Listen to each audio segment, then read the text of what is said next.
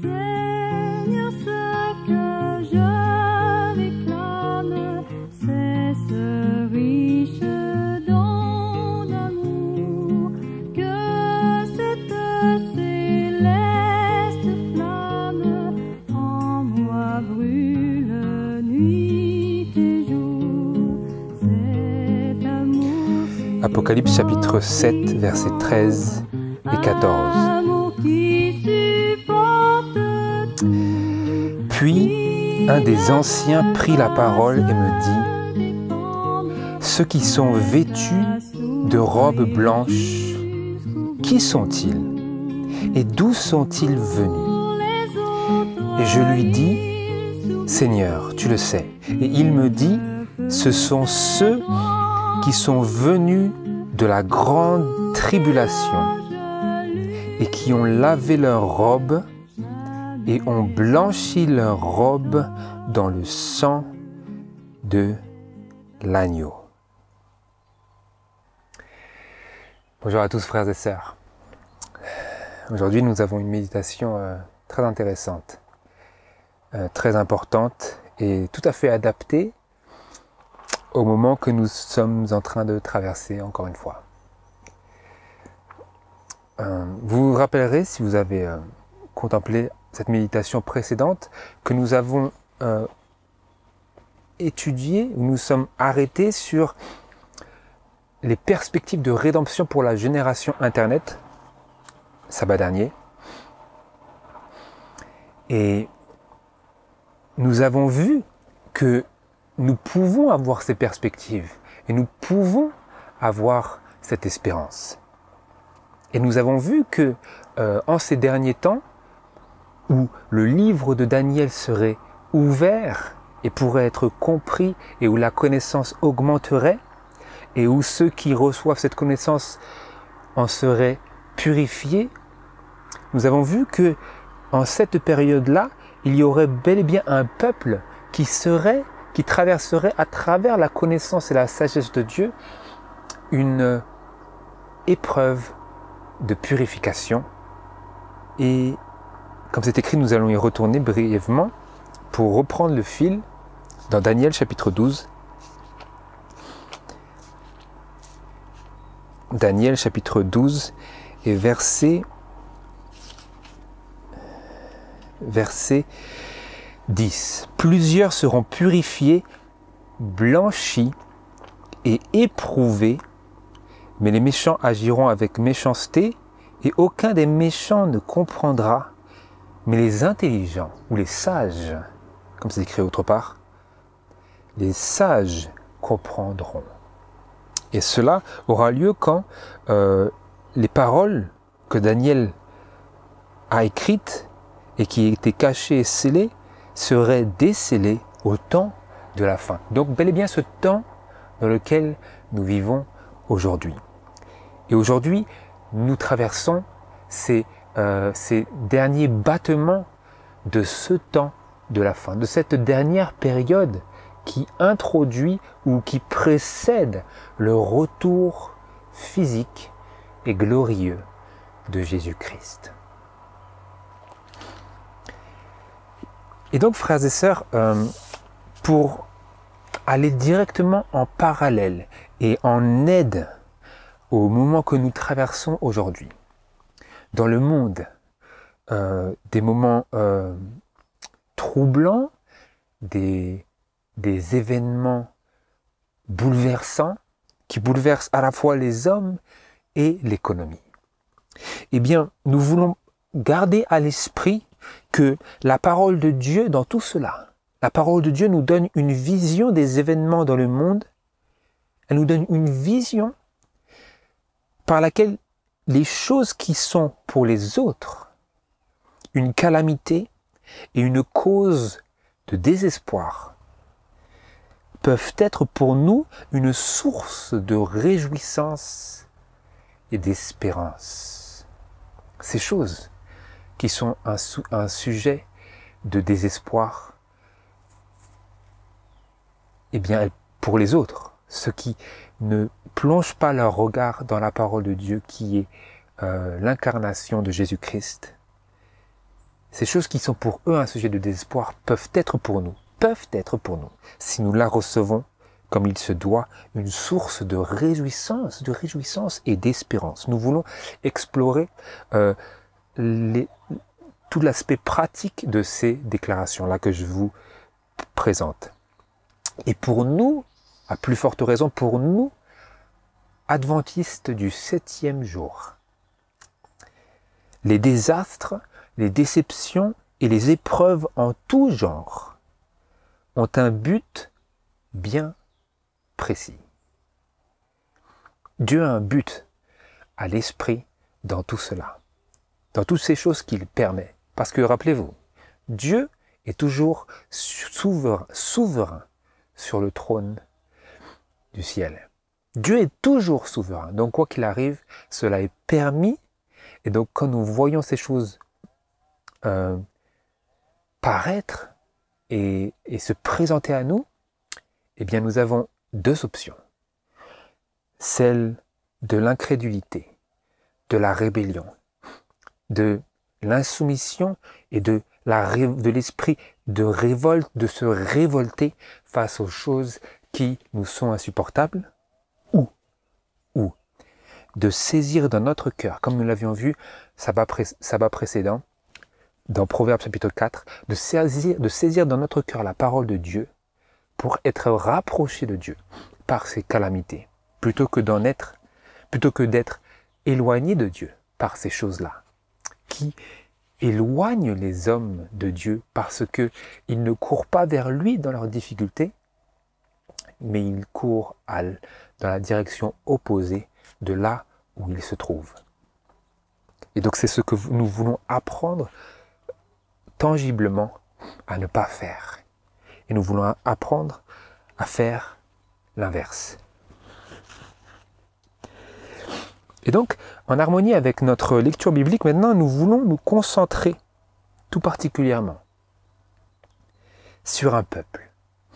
Un peuple qui nous est présenté dans la parole de Dieu comme étant ce peuple-là qui traversera ces expériences-là et qui en ressortira vainqueur. Parce que beaucoup de personnes traverseront dans une certaine mesure ces expériences-là.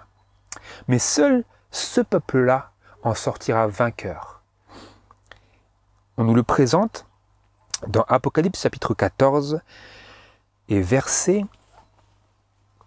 Apocalypse chapitre 14, verset 1 et ensuite versets 4 et 5. Je regardai ensuite et voici l'agneau se tenait sur la montagne de Sion et avec lui 144 000 personnes qui avaient le nom de son Père écrit sur leur front. Verset 4. Ce sont ces 144 000 là. Ce sont ceux qui ne se sont point souillés avec les femmes, car ils sont vierges. Ce sont ceux qui suivent l'agneau où qu'il aille. Ce sont ceux qui ont été rachetés d'entre les hommes comme des prémices pour Dieu et pour l'agneau. Et il ne s'est point trouvé de fraude dans leur bouche, car ils sont sans tache devant le trône de Dieu. Voilà un peuple. Voilà le peuple qui vit sous le dernier message visant à préparer la voie pour le retour de Jésus, le message des 3 anges, car si vous continuez au verset 6 jusqu'au verset 13, etc., vous avez la description de ces messages des 3 anges, parce qu'il s'agit de 3 messages qui constituent un message entier. Au verset 6, nous le savons, jusqu'au verset 7, vous avez le message du premier ange. Craignez Dieu et donnez-lui gloire. C'est un ange qui vole dans le ciel portant l'évangile éternel, qui représente le peuple qui a ce message à présenter et à proclamer au monde. Et le verset 8 nous présente ce deuxième message qui vient en résultat de du rejet du premier message par les églises protestantes. Cette activité-là, cet accomplissement parfait-là a eu lieu à la suite de la proclamation du premier ange par William Miller et ses acolytes. Et ensuite, en conséquence de ce rejet, nous avons l'esprit de prophétie qui nous déclare que 50 000 croyants sont sortis des églises et se sont réunis pour poursuivre la proclamation de ce premier ange dans l'attente de l'accomplissement, selon leur compréhension d'alors, des paroles de Daniel chapitre 8 verset 14, dont ils attendaient l'accomplissement en voyant la terre purifiée, parce qu'ils comprenaient que le sanctuaire faisait allusion à la terre. Bien entendu, nous savons qu'il y a eu le grand désappointement au 22 octobre 1844, après que Jésus ne soit pas revenu sur la terre de manière physique comme il s'y attendait. Et après cela, nous avons au verset 9 jusqu'au verset 13, le message du troisième ange. Parce que après ce grand désappointement, eh bien, certains ont lâché prise de l'espérance qu'ils avaient que Jésus revienne et ont abandonné le message auquel ils avaient cru et ont mis de côté toutes ces prédictions prophétiques, ces compréhensions de la prophétie. Mais il y en a certains, un très petit nombre, qui se sont agrippés à ce message et n'ont pas voulu le laisser partir quand bien même ils avaient été profondément déçus, et ils ont continué à sonder la parole. Et ces personnes-là se sont réunis et ont examiné et sondé attentivement les Écritures. Vous avez les pionniers de l'Église adventiste, les premiers adventistes du 7e jour.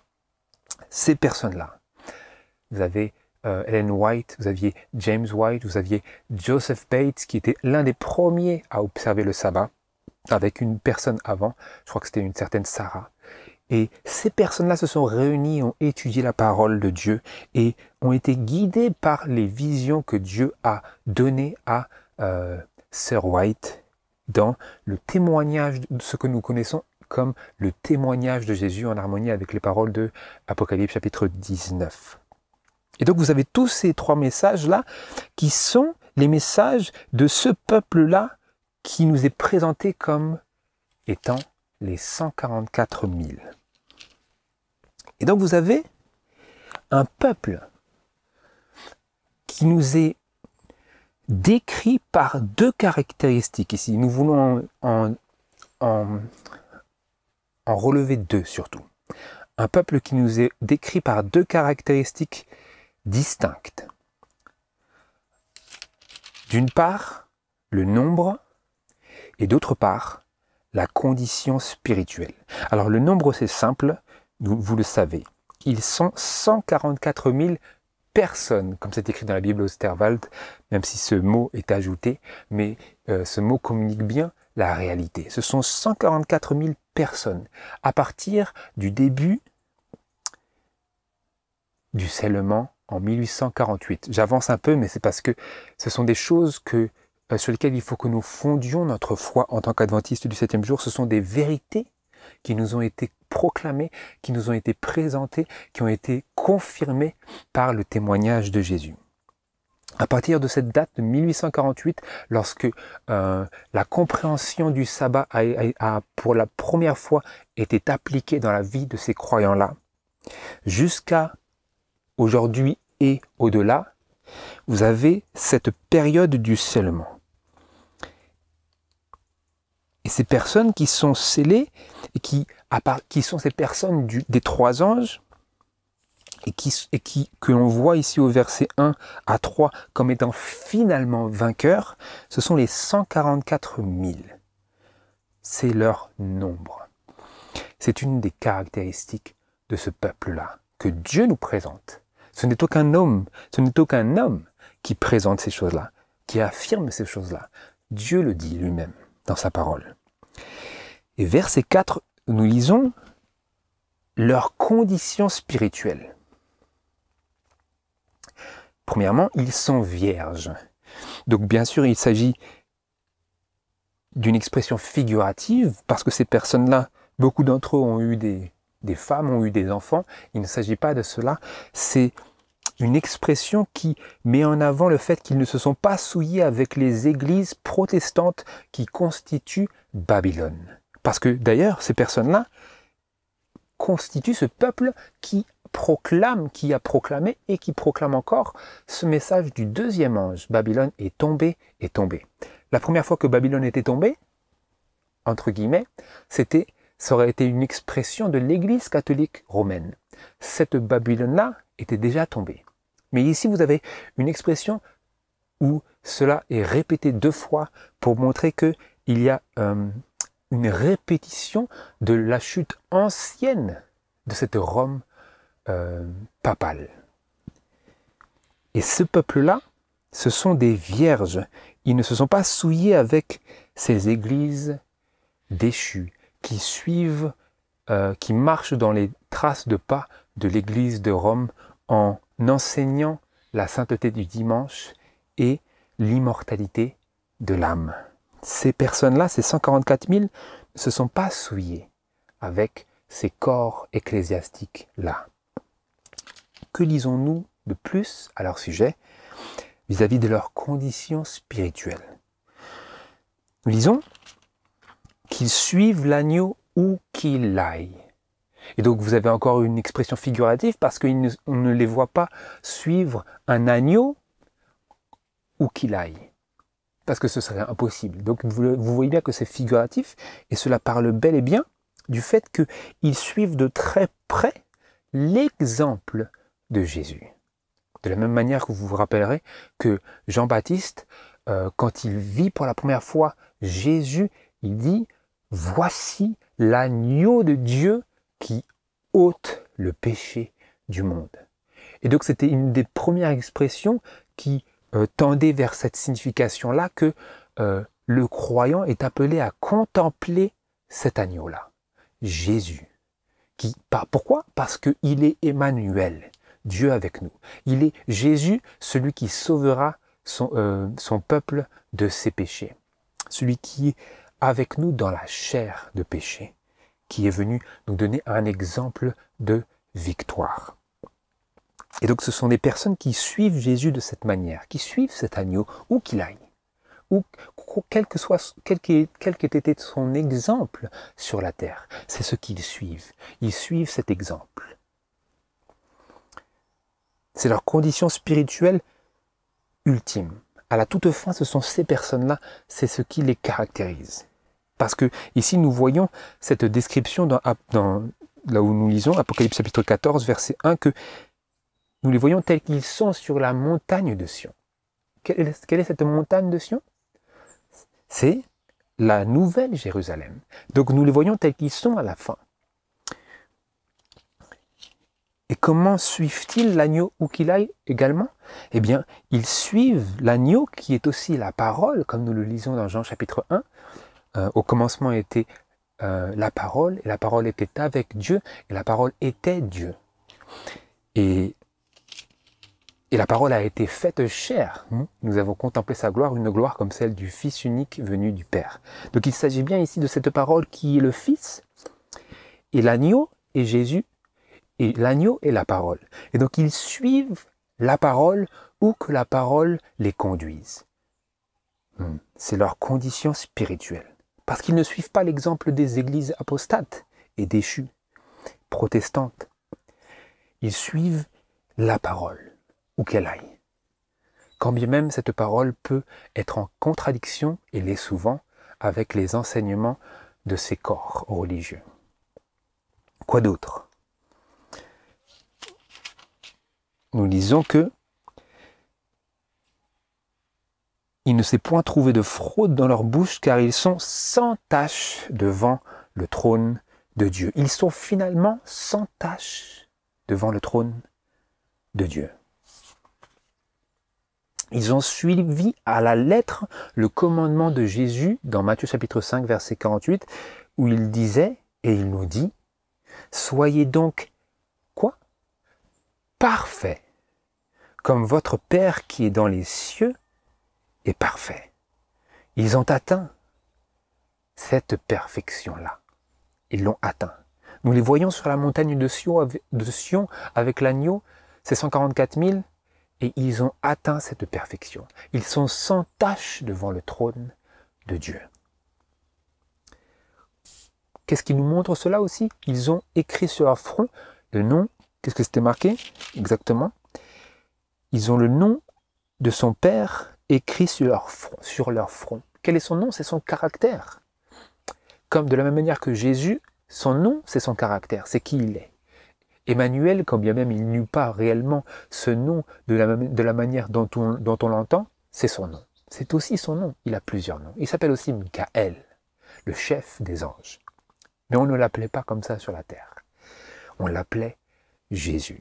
Eh bien, le nom du Père, c'est son caractère. De la même manière que le nom de Jésus, cela représente qui il est. C'est son caractère, c'est sa mission envers nous. Eh bien, ces personnes-là, ces 144 000, ont le nom du Père écrit sur leur front. Ils sont parvenus à cette perfection. Et maintenant, j'aimerais vous poser la question, et nous nous posons la question pour pouvoir poursuivre. Ces personnes-là, comment en sont-ils arrivés là? Parce que nous les voyons tels qu'ils sont finalement sur la montagne de Sion, cette nouvelle Jérusalem littérale, cette cité de Dieu, que nous voyons dans Apocalypse chapitre 21 descendre du ciel, comme une mariée, je crois. J'ai pas envie de dire de bêtises. Et moi, Jean 21, verset 2, « Et moi, Jean, je vis la sainte cité, la nouvelle Jérusalem, qui descendait du ciel d'auprès de Dieu, préparée comme une nouvelle mariée qui s'est ornée pour son époux. » Donc ces 144 000, à la fin, ils se tiennent sur cette montagne de Sion. La montagne de Sion, c'est en Israël, n'est-ce pas? Eh bien, c'est la nouvelle Jérusalem. Et ce peuple-là, comment en est-il arrivé là? Nous avons deux possibilités. Sont-ils devenus subitement parfaits, comme par magie au retour de Jésus? Est-ce comme cela qu'ils sont devenus, comme ça, parfaits, ayant en leur front le nom du Père? Le nom du Père, ce n'est pas leur propre nom, leur propre caractère, c'est le nom du Père, quoiqu'il ait préservé leur individualité. Sont-ils devenus subitement parfaits? Ont-ils été transformés comme par magie, par le doigt de Dieu, au retour de Jésus? Jésus est-il venu avec une baguette de magie pour les transformer à la toute fin? N'était-il pas parfait avant qu'il vienne? C'est l'enseignement qui nous est proposé par la majorité des églises aujourd'hui. C'est que nous ne pouvons pas être parfaits ici-bas, mais nous pouvons faire notre mieux, et ensuite, quand nous mourrons, ou quand nous sommes ravis, parce que c'est aussi un des enseignements de l'Église, des églises protestantes, lorsque nous mourrons ou lorsque nous sommes ravis vers le ciel, eh bien alors nous sommes transformés. C'est comme ça qu'ils comprennent 1 Corinthiens chapitre 15. Mais nous savons que telle n'est pas la signification des paroles de Dieu vis-à-vis de ce sujet-là. Et la deuxième question, donc, c'est est-ce qu'ils ont plutôt traversé un processus particulier pour finalement arriver à cette condition de perfection comme Dieu est parfait? Nous allons dans Apocalypse chapitre 7. Apocalypse chapitre 7, versets 1 à 4.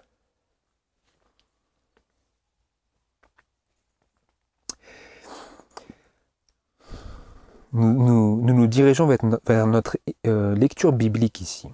Mais il faut l'introduire pour avoir le contexte.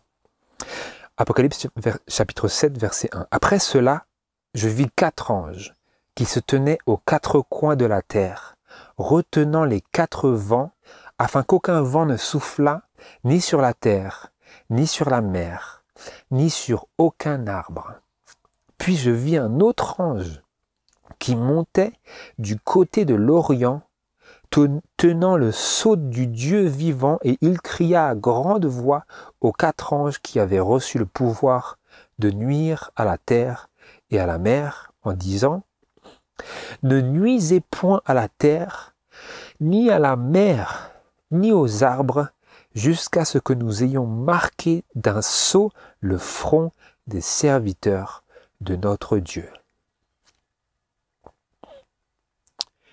Et j'entendis le nombre de ceux qui avaient été marqués. Quel est leur nombre?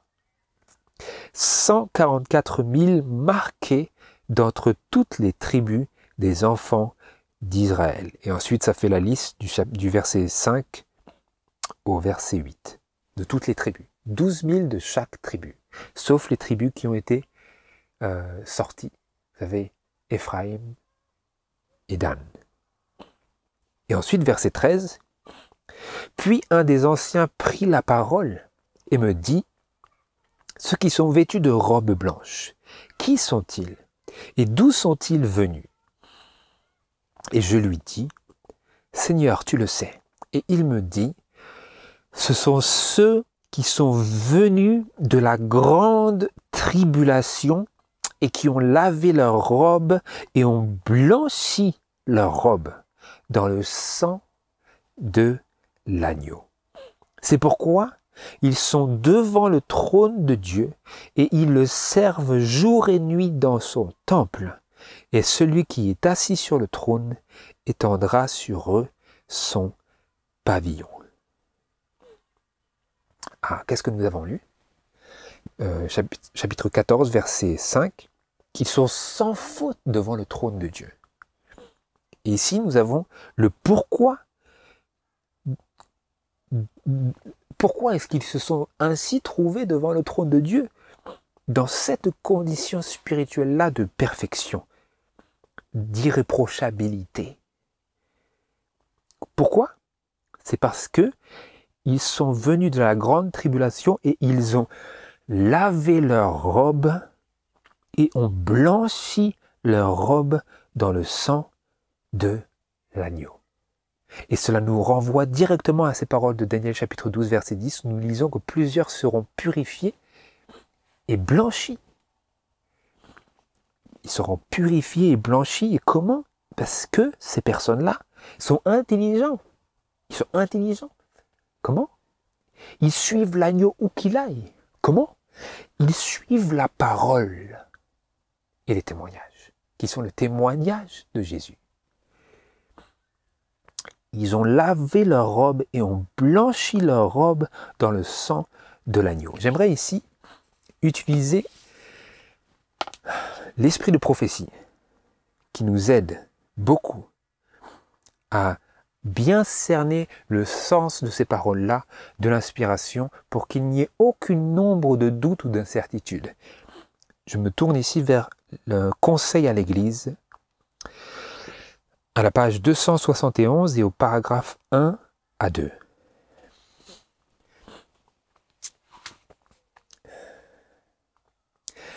C'est maintenant que nous et nos enfants devons nous séparer du monde et nous garder sans tache.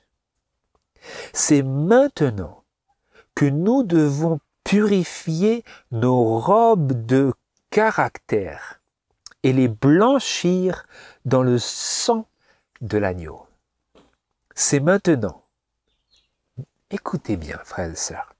Qu'est-ce que cela veut dire de purifier nos robes et de les blanchir dans le sang de Jésus, de l'agneau? Qu'est-ce que cela veut dire en pratique?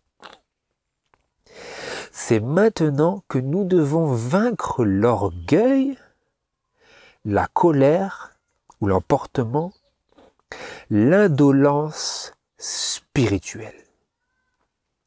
C'est maintenant que nous devons nous réveiller et faire résolument des efforts pour arriver à l'égalité du caractère. C'est très intéressant, frères et sœurs. Ici, vous avez cette expression qui met en avant à notre esprit le fait que nos caractères sont inégaux, asymétriques. Nos caractères sont asymétriques et donc Dieu veut porter de la symétrie dans nos caractères. Et c'est comme cela que il donne du sens à l'expression que nous devons purifier nos robes de caractère et les blanchir dans le sang de l'agneau. Qu'est-ce que nous devons faire? Il nous faut vaincre l'orgueil, notre orgueil. Il nous faut vaincre la colère, l'emportement. Il nous faut vaincre cela. Il nous faut vaincre quoi d'autre? L'indolence spirituelle, ce désir d'être fainéant dans ce qui a trait à notre vie spirituelle, d'être fainéant vis-à-vis de notre progression spirituelle, de notre marche spirituelle. L'indolence spirituelle, l'orgueil, la colère, c'est maintenant qu'il nous faut vaincre cela.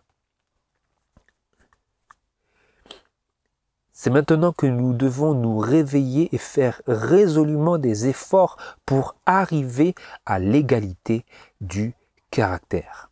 Elle cite, « Aujourd'hui, si vous entendez sa voix, n'endurcissez pas vos cœurs. » Hébreux chapitre 3, versets 7 et 8.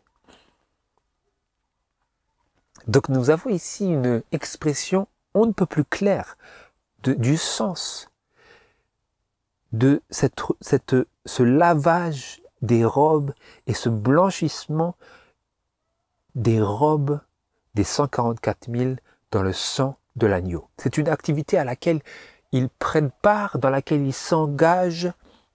Et si nous devons, d'ailleurs, il y a une déclaration de l'esprit de prophétie qui dit « Nous devons nous efforcer avec toute la force que Dieu nous a donnée d'être parmi les 144 000. » Donc nous sommes appelés à cela.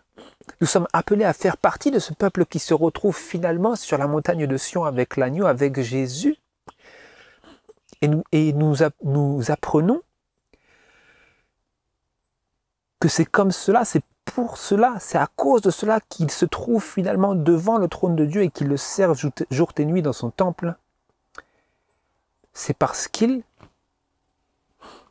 ont lavé leurs robes. Ils sont venus sortis de la grande tribulation. Ils en sont sortis vainqueurs. Parce qu'ils ont participé à cette activité-là à laquelle Dieu les appelle. Et nous sommes ces personnes-là, frères et sœurs.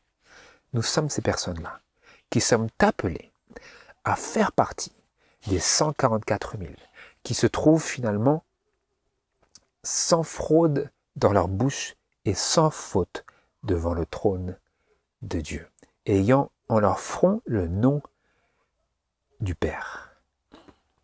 Je poursuis la citation. C'est maintenant le temps de se préparer. Il faut se préparer. Pourquoi? Parce que le troisième ange vient directement préparer un peuple pour la venue, le retour de Jésus. C'est maintenant le temps de se préparer. Jamais le sceau de Dieu ne sera placé sur un front impur. Le sceau de Dieu. Pourquoi? Parce que nous lisons ici que au verset 2 du chapitre 7 d'Apocalypse, un ange venait tenant le sceau du Dieu vivant et il cria à grande voix aux 4 anges qui avaient reçu le pouvoir de nuire à la terre et à la mer en disant « Ne nuisez point à la terre, ni à la mer, ni aux arbres jusqu'à ce que nous ayons marqué d'un sceau le front des serviteurs de notre Dieu. » Le sceau de Dieu, du Dieu vivant. Le sceau du Dieu vivant. Et qu'est-ce qu'ils ont? Où est-ce qu'ils reçoivent ce sceau? Dans leur front. Quel est ce que nous voyons qu'ils ont sur leur front dans Apocalypse chapitre 14? Le nom du Père. Ils ont le caractère du Père. Quel est aussi le sceau? Nous lisons à de nombreuses reprises et d'une part et d'autre des témoignages de l'esprit de prophétie que le sceau, la marque d'autorité de Dieu, c'est son sabbat. Le sabbat du 4e commandement. Parce que dans le sabbat, nous lisons que il est le créateur, nous avons une description de son domaine, de son royaume, et c'est un sceau parce que cela comporte toutes les caractéristiques du sceau, d'un sceau royal. Et donc nous savons que le sceau de Dieu vivant, c'est le sabbat. Mais c'est aussi le caractère de Dieu. Parce que nous avons vu qu'ils ont le nom du Père en leur front. Et donc nous lisons que jamais le sceau de Dieu ne sera placé sur un front impur. Qu'est-ce que cela dit? Cela veut dire que jamais un croyant ne sera scellé simplement parce qu'il garde le 7e jour. Il faut que le front soit pur. Jamais le sceau de Dieu ne sera placé sur le front de l'ambitieux, de celui qui aime le monde. Il ne sera jamais placé sur le front des hommes et des femmes dont les lèvres sont fausses et le cœur trompeur. Tous ceux qui le recevront, qui recevront ce sceau, devront être sans tache devant Dieu, des candidats pour le ciel. Allez de l'avant, frères et sœurs, dit-elle. Je ne puis en ce moment que vous écrire brièvement sur ces choses, attirant seulement votre attention sur la nécessité de notre préparation, de votre préparation. Sondez les Écritures pour vous-même, afin que vous puissiez comprendre la terrible solennité de l'heure que nous vivons actuellement. Donc nous comprenons, frères et sœurs, quel est le sens de ce lavement de robes, ce blanchissement de nos robes. Ce sont, comme c'est écrit, nos robes de caractère qu'il nous faut laver et blanchir dans le sang de l'agneau.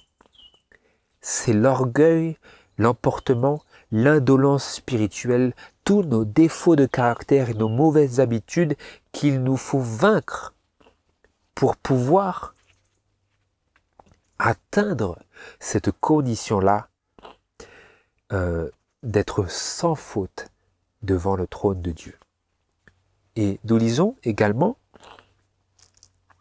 dans le livre « Avec Dieu chaque jour »,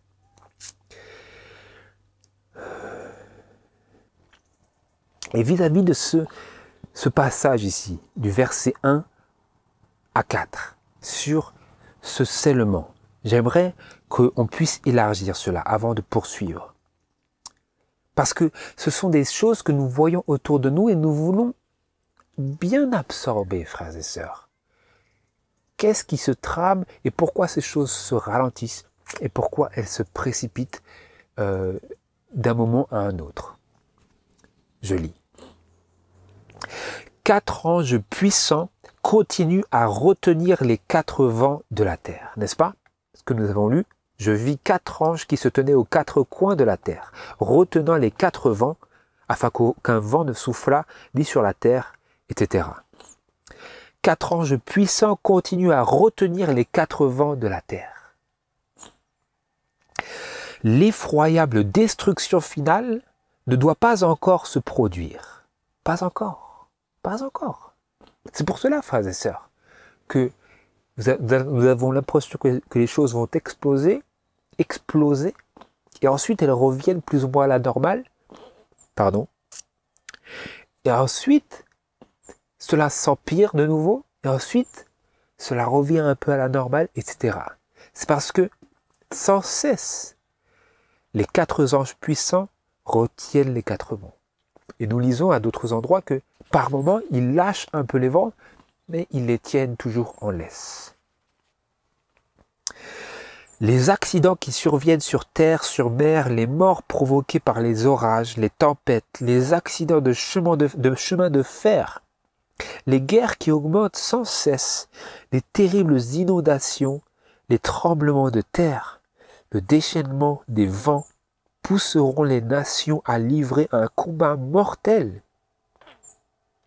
Cependant, les anges retiendront les 4 vents et empêcheront le pouvoir de Satan de s'exercer dans sa furie jusqu'à ce que les serviteurs de Dieu soient scellés au front. Vous voyez ici l'activité de Dieu. Dieu est au contrôle. Dieu tient les rênes. Il dit aux anges de retenir, ils retiennent. Il dit aux anges de relâcher, ils relâchent. Dieu est sur le trône. Et nous voulons nous tenir sans faute devant ce trône-là. Mais nous lisons ici, frères et sœurs, que toutes ces calamités, ces accidents, ce terrible taux de mortalité provoqué par les orages, les tempêtes, les accidents de chemin de fer, les guerres qui augmentent sans cesse, les terribles inondations, les tremblements de terre, le déchaînement des vents. Nous voyons tout cela aujourd'hui et plus, frères et sœurs. Eh bien, nous lisons aujourd'hui que ces choses qui se trament à nos yeux presque incrédules parfois, eh bien, ce sont les manifestations du pouvoir de Satan qui cherche à s'exercer dans sa furie. Mais Dieu retient ces choses-là. Les 4 anges puissants de Dieu retiennent ces vents-là jusqu'à ce que les serviteurs de Dieu soient scellés au front. Je poursuis. Les anges retiennent les 4 vents représentés par un cheval furieux qui cherche à s'échapper et à fondre sur la terre pour semer la destruction et la mort tout au long de son passage. Voilà, c'était important, je pense, de bien préciser quelles sont ces choses que nous voyons et quel est leur sens et pourquoi ces choses sont prolongées. C'est parce que Dieu a en vue de purifier ces 144 000 et nous sommes appelés nous-mêmes à, comme nous l'avions lu, juste avant, je veux bien prendre les mots exacts, nous sommes appelés à purifier nos robes de caractère et à laver nos robes de caractère et à les blanchir dans le sang de l'agneau. Nous sommes appelés à vaincre l'orgueil, la colère, l'indolence spirituelle. C'est pour cela que Dieu retient les vents. Et c'est pour cela que lorsqu'ils sont relâchés, cela reste un cheval furieux en laisse, un chien terrible et féroce en laisse. Parce que Dieu tient la laisse. Pourquoi tient-il la laisse? Parce qu'il a en vue notre purification, notre préparation, notre perfection.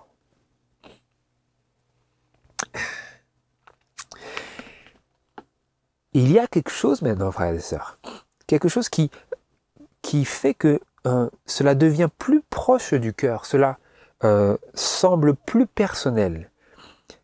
C'est que Dieu, à travers tout cela, eh bien, il nous envoie des aides sur notre sentier vers la perfection. Il nous envoie des aides et nous voulons les voir telles quelles. Dans le livre Premiers Écrits, à la page 47 et paragraphe 1. Comment est-ce que Dieu nous aide son peuple à devenir des vrais candidats pour le ciel, des candidats pour ce nombre suprême des 144 000, de ces grands vainqueurs qui ont lavé leurs robes. Je le lis. Dieu m'a montré qu'il donne à son peuple une coupe amère à boire. Afin de quoi? Afin de le purifier. Oh, qu'est-ce que Dieu fait? Qu'est-ce que Dieu donne comme une aide pour nous mener vers cette pureté-là, cette irréprochabilité-là, cette perfection-là? Il donne à son peuple une coupe amère à boire afin de le purifier. Qu'est-ce que nous lisons de plus? c'est un breuvage désagréable, mais qui le sera bien davantage si nous murmurons. Nous devrons alors en absorber un autre, si le premier n'a pas produit l'effet voulu sur le cœur, et si le second ne réussit pas, il faudra en absorber un autre, jusqu'à ce qu'il produise l'effet désiré, sinon nous resterons impurs. Est-ce que ça vous est déjà arrivé d'avoir l'impression de vous retrouver encore et encore confronté au même type d'expérience et où quelque chose en vous ressort à chaque fois à travers ces événements ou ce déroulement des choses autour de vous? Eh bien, cela fait partie de cette coupe amère à boire. Elle est amère. C'est un breuvage désagréable, lisons-nous. Il est désagréable parce que nous ne le voulons pas naturellement. Mais nous lisons que il nous faut apprendre à discerner ces choses qui sont permises par Dieu et qui nous sont envoyées par la providence de Dieu pour nous, quoi? Pour nous purifier. Et donc, si nous murmurons, c'est-à-dire si nous nous plaignons, si nous ne sommes pas contents, si nous grinchons à cause de cette coupe, ce breuvage amer et désagréable, eh bien, qu'est-ce que nous lisons? Nous devrons alors en absorber un autre. Et c'est pour cela que des fois, les mêmes choses semblent nous arriver, que nous ne comprenons pas, eh bien, elles reviennent une fois après une autre, parce que nous n'avons pas reçu la première fois, comme nous aurions dû les recevoir, comme nous aurions dû recevoir cette coupe. Si le premier n'a pas produit l'effet voulu sur le cœur, alors il y en aura un second, et si le second ne réussit pas, il faudra en absorber un autre breuvage amer, jusqu'à ce qu'il produise l'effet désiré, ou que nous restions impurs. Si nous sommes sincères, et que nous désirons aimer Dieu et le servir de tout notre cœur, Dieu continuera à insister, à nous envoyer ce même breuvage qui semble toujours une répétition, jusqu'à ce que nous le recevions avec douceur, avec humilité. Je lis. J'ai vu que cette coupe amère peut être adoucie par la patience, la persévérance et la prière, et qu'elle produira son effet sur le cœur de ceux qui la reçoivent ainsi. Alors Dieu sera honoré et glorifié. Ce n'est pas peu de choses que d'être chrétien, que d'appartenir à Dieu et d'être approuvé par lui. Oui, ce n'est pas peu de choses. Cela représente une coupe amère, et particulièrement pour ce peuple des 144 000. Ce peuple qui vit sous les ondées des messages des 3 anges. Ce sont des bénédictions, mais liées à ces bénédictions, il y a cette coupe. Et pour montrer à Dieu que nous lui sommes réellement fidèles, eh bien nous sommes appelés à recevoir la coupe et à l'adoucir par notre patience, notre persévérance et la prière. Qu'est-ce que cela veut dire la prière? La coupe est amère, eh bien il faut que je prie plutôt que de murmurer. Au lieu de m'emporter, d'être orgueilleux, d'être indolent spirituellement face à cette coupe, comme nous l'avons vu avant, eh bien je lave ma robe de caractère, je la blanchis dans le sang de l'agneau, je prie, je fais preuve de patience. Au lieu de m'impatienter, de faire toutes les choses comme je veux les faire, je patiente, je prie, je persévère dans la prière. Je communie avec Dieu plutôt que de murmurer et d'être séparé de Dieu. Et si nous faisons ainsi les choses, eh bien cette coupe, elle produira son effet sur notre cœur. Elle produira son effet sur le cœur de ceux qui la reçoivent ainsi. Et alors Dieu sera honoré et il sera glorifié. Pourquoi? Parce que nous sommes en train d'être purifiés et nous nous approchons du caractère de Jésus qui prenait les difficultés ainsi. Il recevait la coupe amère. N'est-ce pas lui qui le premier a dû boire la coupe amère? Eh bien, lorsque nous sommes confrontés à cette coupe qui vient souvent à plusieurs reprises, eh bien, puissions-nous la recevoir et nous efforcer avec toute la force que Dieu nous a donnée d'être parmi ces 144 000. Comment? Pas en attendant un miracle, une activité de magie de la part de Dieu, mais en lavant et en blanchissant nos robes de caractère dans le sang de l'agneau. Qu'est-ce que cela veut dire? Eh bien, je pense à Jésus lorsque je suis appelé à souffrir des choses insignifiantes par rapport à ce qu'il a souffert, celle qu'il a souffert. Et donc je lave ma robe dans le sang de Jésus, dans sa vie. Je plonge mes affections, mes ambitions, mes espérances dans la vie de Jésus, dans cette vie de renoncement. Je me noie dans son amour, plutôt que de me noyer, de me morfondre dans des murmures qui sont stériles et qui me sépareront de lui. C'est ce à quoi nous sommes appelés, frères et sœurs, de recevoir cette coupe amère. Pour le monde, cette coupe amère, elle vient comme un signe destructeur. Mais pour nous, si nous la recevons, elle sera le présage d'un avenir glorieux avec le roi de gloire. Si nous recevons cette coupe et que nous l'adoucissons avec la patience, la persévérance et la prière. Nous allons dans Jacques chapitre 1 où nous avons ce principe exprimé de manière très concise, telle que l'est toujours la parole de Dieu. Jacques chapitre 1 verset 2 à 4. Frères, regardez comme le sujet d'une parfaite joie,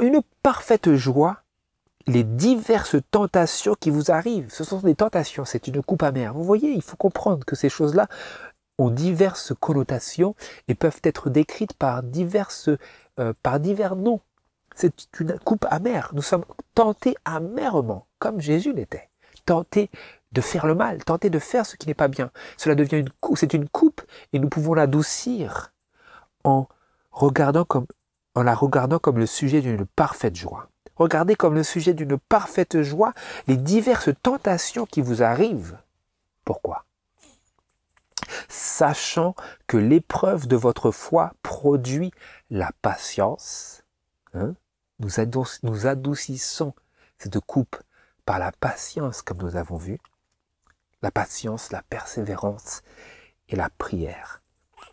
Mais que la patience, notons bien, mais que la patience est une efficacité parfaite, afin que vous soyez parfaits et accomplis, ne manquant en rien, sans faute, parfait, irréprochable, sans fraude dans leur bouche. Voilà ce que cette déclaration met à notre esprit, que la patience est une efficacité parfaite. Parce que si ma patience est imparfaite, si je mets fin à ma patience brusquement, de manière avant la fin de l'épreuve, eh bien ma patience n'a pas été rendue parfaite. Je n'ai pas mené à bien cette patience. Et il me faudra retraverser l'épreuve encore une fois. Une fois, 2 fois, 3 fois. Mais non. Que la patience est une efficacité parfaite. Qu'est-ce que cela veut dire? Il faut que je persévère dans la patience. Que je prie. Seulement en priant, en communion avec Dieu, puis-je persévérer dans la patience. Parce que sinon, je vais arriver à court de patience. Je vais dire, ah non, là, c'est terminé. Mais non, si je prie, la patience aura une efficacité parfaite en moi. Et Dieu sera honoré et glorifié par cela. Il dira, tu m'as rendu fier, mon fils. Tu m'as rendu fier. Honoré. Tu as été patient. C'est d'ailleurs pour cela que dans Apocalypse chapitre 14, verset 12, nous lisons, vis-à-vis de ce peuple glorieux, ces 144 000, voici, c'est ici la patience des saints, ceux qui gardent les commandements de Dieu et la foi de Jésus. Ils ne lâchent pas prise face à la coupe amère, ils tiennent bon. Ils prient, la prière rendra la coupe amère plus douce. Elle l'adoucira. Elle restera amère, mais elle peut l'adoucir. C'est comme si vous buvez un breuvage qui a un mauvais goût. Eh bien, si vous mettez quelque chose, je sais pas, peut-être du miel, cela adoucira. Eh bien, nous voulons mettre le miel de la patience, de la prière, de la persévérance pour adoucir cette coupe de la tentation et de l'épreuve. Que la patience ait une efficacité parfaite afin que vous soyez parfaits et accomplis, ne manquant en rien. Quoi? Sans faute devant le trône de Dieu. Que vous faisiez partie des 144 000. Les 144 000 humiliés et purifiés. Nous nous humilions devant Dieu. Plutôt que d'être hautains et de faire preuve d'orgueil, nous vainquons l'orgueil. Nous obtenons la victoire sur l'indolence spirituelle. Et qu'est-ce que c'était d'autre? Que j'oublie pas. Sur la colère, l'emportement, nous ne nous emportons pas. Nous ne nous emportons pas, mais nous obtenons la victoire sur la colère, sur l'orgueil, sur l'indolence spirituelle. Et nous parviendrons à la perfection. Et j'aimerais conclure notre méditation ici par ces pensées-là.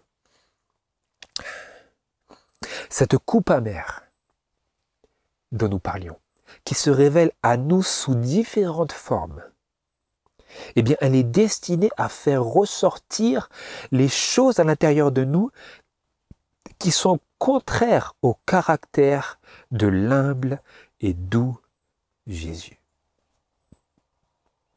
Et Dieu permet ces révélations pour faire naître en nous le désir de devenir semblable à Christ, à celui dont nous professons le nom, mais auquel nous ressemblons si souvent, si peu. Dieu permet ces révélations pour nous faire réaliser combien nous avons besoin de lui à chaque instant. Et pour nous amener à travers l'expérience de Pierre à une parfaite conversion. J'aimerais lire ce merveilleux exemple qui encourage nos cœurs. Dans le livre Les Paraboles de Jésus, à la page 127 et au paragraphe 2 et suivant. L'expérience de l'apôtre Pierre renferme une leçon qui s'applique à ces deux catégories de personnes, le pharisien et le publicain. Au début, quand il fut choisi pour être disciple, il se croyait fort. De même que le pharisien, il ne se voyait pas comme le reste des hommes. Lorsque Jésus, avant d'être trahi, eut déclaré à ses disciples « Je vous serai cette nuit à tous une occasion de chute », Pierre, sûr de lui, répliqua « Quand tous seraient scandalisés, je ne le serai pas. » Pierre était sûr de lui. Pierre avait l'impression d'être plus fort que les autres, qu'il se croyait fort. Il n'avait pas conscience du danger qu'il courait. Il se laissait abuser par la confiance qu'il avait en ses propres forces. Il se croyait capable de repousser la tentation. Mais au moment de l'épreuve, au moment de la coupe amère, quelques heures plus tard, il renia son maître avec juron et imprécation. Lorsque le chant du coq vint lui rappeler les paroles de Christ, Pierre, surpris et écœuré de son acte, se tourna et regarda son maître. Au même moment, Jésus posa sur son disciple un regard où se lisait à la fois la tristesse, la compassion et l'amour. Se voyant alors tel qu'il était, Pierre sortit et pleura amèrement. Ce regard du Sauveur lui avait brisé le cœur. Pierre était arrivé à un tournant de son expérience religieuse et il se repentit profondément de son péché. Dans sa contrition, il ressemblait au publicain et, comme ce dernier, il trouva miséricorde. Le regard de Jésus lui donnait la certitude du pardon. Sa propre suffisance avait maintenant disparu et il ne se hasarda jamais plus à des déclarations aussi présomptueuses. Après sa résurrection, Christ le mit à l'épreuve par 3 fois. « Simon, fils de Jonas, m'aimes-tu plus que ceci ?» Pierre ne s'éleva plus au-dessus de ses frères. Il s'en remit alors à celui qui seul pouvait lire en son cœur. « Seigneur, tu connais toutes choses, dit-il. Tu sais que je t'aime. »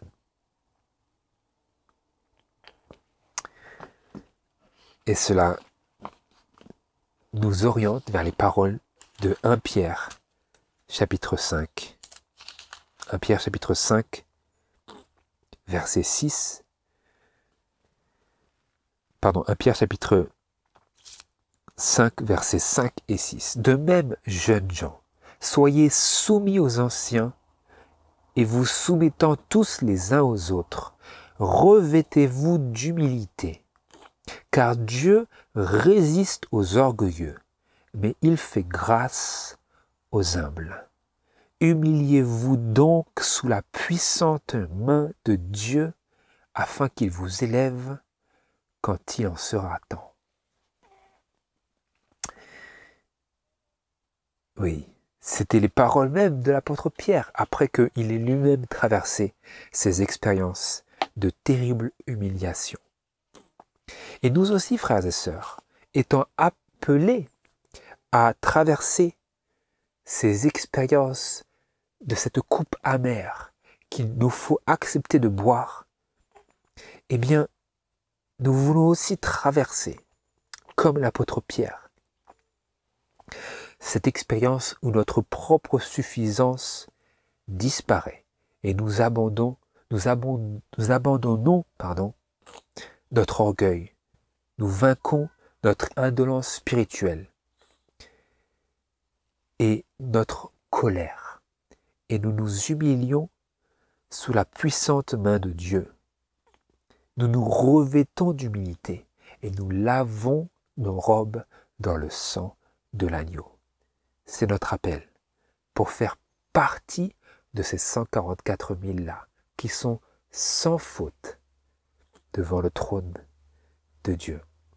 Puisse le Seigneur élargir notre compréhension de ces choses-là, de ce sujet-là vital, pour orienter l'activité de nos pensées. À chaque instant que nous puissions boire cette coupe qui est maintenant continue, qui sera maintenant continue. Si nous voulons bien voir les choses telles que elles nous sont données de voir à travers les yeux de Dieu, eh bien, notre vie ne sera pas toute rose. Parce que ceux qui sortent de cette période-là, de cette fin-là, on nous dit qu'ils sortent, qu'ils viennent de la grande tribulation. Eh bien, si nous la regardons telle qu'elle est vraiment, cette existence ici, sur cette terre, de préparation, elle sera une tribulation, mais nous pouvons adoucir cette coupe amère. Et puissions-nous l'adoucir et persévérer dans la patience et la prière. C'est ma prière que nous puissions ensemble marcher sur ce sentier-là et communier avec celui qui a le premier bu à cette coupe amère. Au nom de Jésus, c'est ma prière. Amen.